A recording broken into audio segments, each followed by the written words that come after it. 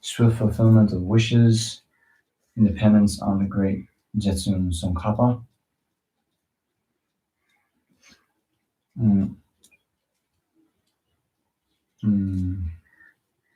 So on page 25, but maybe just to say, it keeps saying, please bless me that my wishes be swiftly fulfilled. So I would encourage you, you see, the Guru, as it says, due to the Guru's kindness, he can grant the state of Vajradhara in 1 second.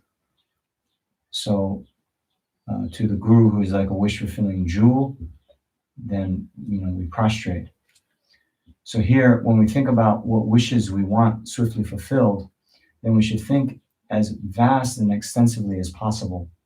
So those of you who know the prayer for the 3 great purposes that we do in the middle of the Lama Tsongkhapa practice normally, so you can think, please bless me that all the wrong conceptions from incorrect devotion to the Guru up to the subtle grasping at the white, red, and black near attainment be pacified in my mind and in the minds of all sinning beings without even a second's delay. And then wish that all the correct realizations of the path, from perfect Guru devotion up to the unification of normal learning, means the state of enlightenment, be generated in my mind and in the minds of all sinning beings without even a second's delay. And then please bless that all the outer, inner, and secret hindrances that prevent the attainment of enlightenment also be pacified in my mind and in the minds of all sinning beings without even a second's delay. So the outer hindrances, then we see the sicknesses, the economic problems, the environmental degradation, natural disasters, wars, all that. Those serve as the outer hindrances. The inner hindrances being our own afflictive emotions, the imprints, the negative karma, those exist within our own mind. And then, well, the secret ones, they're secret. So if I told you, it wouldn't be a secret anymore. But anyway, if you just think like that, then it's very, very vast what wishes we want our Guru to grant us.